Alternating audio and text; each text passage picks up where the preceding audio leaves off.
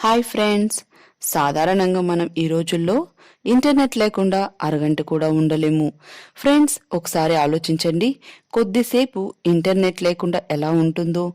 మీరు ఎప్పుడైనా ఆలోచించారా ఈ ఇంటర్నెట్ ఎలా పనిచేస్తుందని? ఒకరికి ఎక్కువ స్పీడ్, మరొకరికి తక్కువ స్పీడ్ వస్తుంది. ఇలాంటి ఇంటర్నెట్ యొక్క ఓనర్ ఎవరు? ఈ నెట్ మనకు ఎలా వస్తుంది అనేది మనం ఈ వీడియోలో డీటెయిల్గా చూద్దాం. ఫ్రెండ్స్, మీలో ఎవరైనా ఫస్ట్ టైం కనుక మన ఛానల్ని చూస్తుంటే సబ్స్క్రైబ్ చేసుకోవడం మర్చిపోకండి. అలానే వీడియోని స్కిప్ చేయకుండా చివరిదాకా చూడడానికి ప్రయత్నించండి. ఇండియాతో పాటు ప్రపంచ దేశాలు ఈ ఇంటర్నెట్తో అనుసంధానం చేయబడి ఉంటుంది.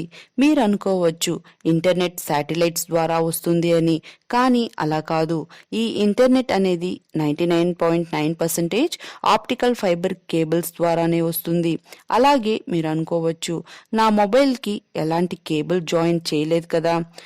కానీ మీకు తెలియాల్సిన విషయం ఏంటంటే, మొబైల్కి సిగ్నల్ అందే టవర్ నుంచి ఎంతవరకు వెళ్ళాలి అనే ప్రదేశం వరకు కేబుల్స్ వేయబడి ఉంటుంది. ఇలాంటి ఇంటర్నెట్ 3 కంపెనీల పైన ఆధారపడి పనిచేస్తుంది. అందులో మొదటిది TR1 కంపెనీ. ఈ కంపెనీ ప్రపంచం మొత్తంలో తమ యొక్క కేబుల్స్ ని సముద్రాల ద్వారా లేఅవుట్ చేయబడి ఉంటుంది. ప్రపంచ దేశాల నుండి వచ్చేటువంటి ఈ కేబుల్స్ దేశం నుండి రాష్ట్రాలకు, అక్కడి నుండి డిస్ట్రిక్ట్స్ కు, అలా ఏరియా వైజ్ గా ఉండే టవర్స్ కి కనెక్ట్ చేస్తారు. ఆప్టికల్ ఫైబర్ కేబుల్స్ లో వెంట్రుకతో సమానమైన వైర్స్ ఉంటాయి. ఈ ఒక వైర్ 100 GPBS స్పీడ్ ని కలిగి ఉంటుంది. ఇలాంటి కేబుల్స్ ని సముద్రంలో లే చేసి దాని యొక్క మెయింటెనెన్స్ ని చేసేది TR1 కంపెనీనే. ఇండియాలో తీసుకుంటే టాటా కమ్యూనికేషన్ అనే కంపెనీ ఈ ఫీల్డ్ లో బాగా యాక్టివ్ గా ఉన్న ఓల్డెస్ట్ కంపెనీ. ఫ్రెండ్స్, సముద్రంలో ఉన్న కేబుల్స్ ని మీరు చూడాలనుకుంటే ఒక వెబ్సైట్ ఉంది. అది సబ్మెరైన్ కేబుల్స్ మ్యాప్.com. ఈ వెబ్సైట్ లింక్ ని డిస్క్రిప్షన్ లో కూడా ఇస్తాను, మీరు చెక్ చేసుకోవచ్చు. ఈ వెబ్సైట్ లోకి వెళితే మీకు ప్రపంచ దేశాల మొత్తాన్ని ఈ ఆప్టికల్ ఫైబర్ కేబుల్స్ తో ఎలా కలపబడి ఉంది అనేది చూడవచ్చు. ఇక మన దేశం విషయానికి వస్తే, మన దేశంలో ఈ optical fibre cables landing points ఏంటంటే ముంబై, త్రివేంద్రం, చెన్నై, కొచ్చి లాంటి పెద్ద పెద్ద పట్టణాలను బయట దేశాల నుంచి అనుసంధానం చేశారు. ఇక దేశంలోని జియో, ఎయిర్టెల్, వోడాఫోన్ వాళ్ళ యొక్క టవర్స్ ని ఏరియా వైజ్ గా ఎస్టాబ్లిష్ చేసి ఈ ఇంటర్నెట్ ని డిస్ట్రిబ్యూట్ చేస్తున్నారు. ఈ కంపెనీలన్నీ TR2 క్రిందకు వస్తాయి. ఇలా మనం ఎప్పుడైనా ఒక విషయం గురించి సెర్చ్ చేసినప్పుడు అది టవర్ ద్వారా ఇండియాలోని నియరెస్ట్ ఇంటర్నెట్ ల్యాండింగ్ పాయింట్ కి చేరుకుంటుంది. తరువాత అక్కడి నుంచి ఎక్కడికి వెళ్లాలో అక్కడికి చేరుకుంటుంది. ఇలా మన దేశంలో ఎక్కువ ట్రాఫిక్ ముంబై నుంచే అవుట్ అవుతూ ఉంటుంది. ఇక రిలయన్స్, జియో తమ యొక్క కేబుల్స్ తో ఏషియా, ఆఫ్రికా, యూరోప్లను సబ్మెరైన్ కేబుల్స్ తో కలపడానికి 5 సంవత్సరాల సమయం పట్టింది. అందువల్ల జియో అనేది మనకు ఇంటర్నెట్ ని తక్కువ ఛార్జీకి అందిస్తుంది. జియో వాళ్ళు మన దగ్గర తీసుకునే ఛార్జ్ ఈ కేబుల్స్ కి మరియు వాటి మెయింటెనెన్స్ కి మాత్రమే. ఇలా ఏషియా, ఆఫ్రికా, యూరోప్లోని వెబ్సైట్లను సెర్చ్ చేసినప్పుడు ఈ జియో కేబుల్ ద్వారా ఈజీగా చేరవేయబడుతుంది. ఇలాంటి కేబుల్స్ యొక్క లైఫ్ 25 years మాత్రమే. ఈ TR1 కంపెనీలు అన్నీ ఈ వైర్స్ యొక్క ఎక్స్పైరీ డేట్ కాకముందే మార్చుతూ ఉంటారు. ఇదే కాక బ్యాకప్ కోసం ఎక్స్ట్రా కేబుల్స్ ని కూడా అడ్వాన్స్ గా లే చేసి ఉంచుతారు. ఇలా TR1 కంపెనీ నెట్ డేటాని TR2 కంపెనీకి అమ్మేస్తుంది. ఇది TR2 నుంచి TR3 కొని మన వరకు చేరవేస్తుంది. ఇక నెట్ స్పీడ్ విషయానికి వస్తే, దగ్గర ఉన్న టవర్ నుంచి వచ్చే నెట్ సిగ్నల్స్ 100 MBPS ఉంటే దానిని 5 ఉపయోగిస్తే 20 MBPS అయిపోతుంది. ఇక మీరు ఉన్న ఏరియాలో జనాభా ఎక్కువగా ఉంటే దానిని బట్టి ఈ స్పీడ్ అనేది తగ్గుతూ ఎక్కుతూ ఉంటుందన్నమాట. ఇకపోతే మీకు ఒక డౌట్ రావచ్చు, ఇండియాలో ఉన్నవారు ఇండియన్ వెబ్సైట్ ని సెర్చ్ చేసినప్పుడు ఏం జరుగుతుంది అని. అలాంటప్పుడు USA కి వెళ్లాల్సిన అవసరం లేకుండా గూగుల్ అనేది తమ యొక్క సర్వర్స్ ని మన దేశంలో పెద్ద పెద్ద సిటీస్ లో ఎస్టాబ్లిష్మెంట్ చేశారు. కాబట్టే with in a country search అనేది జరుగుతుంది. ఇక మనం ఏదైనా వెబ్సైట్ క్రియేట్ చేసేటప్పుడు తప్పకుండా ఇండియన్ సర్వర్స్ ని సెలెక్ట్ చేసుకోవాలి. అలాంటప్పుడు ప్రాక్సీ కేబుల్స్ ద్వారా డేటా అవుట్ అవ్వకుండా విత్ ఇన్ ఏ కంట్రీలో సర్చ్ స్పీడ్ అనేది త్వరగా అవుతుంది. ఇక జియో 4G విషయానికి వస్తే ఈ 4Gని తీసుకురావడానికి ఈ కంపెనీకి 5 సంవత్సరాలు కష్టపడి లాంచ్ చేసింది.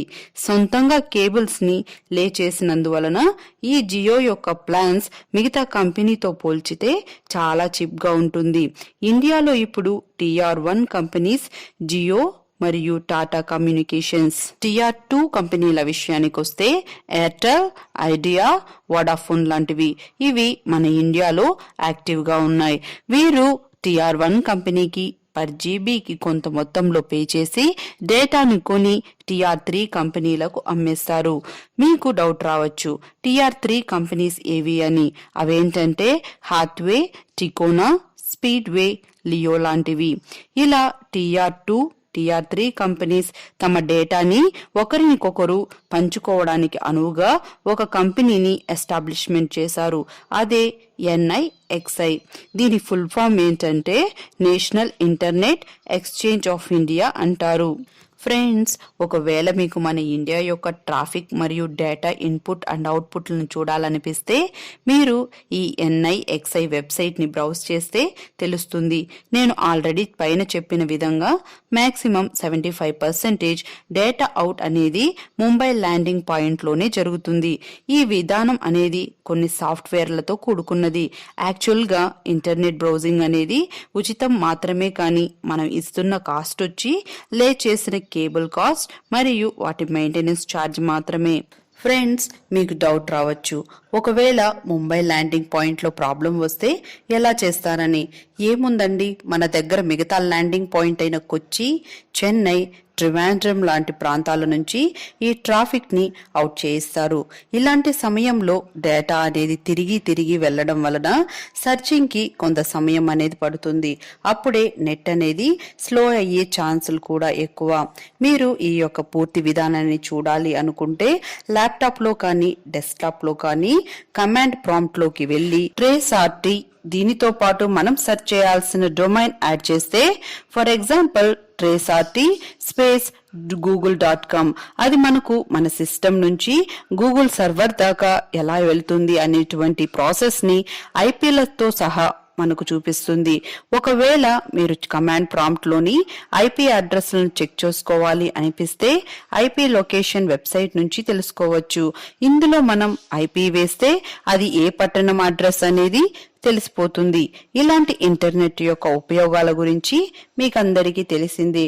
దీని ద్వారా online classes, online shopping, communication facilities, mails sending and రిసీవింగ్లు అనేవి ఎక్కువగా జరుగుతూ ఉంటుంది.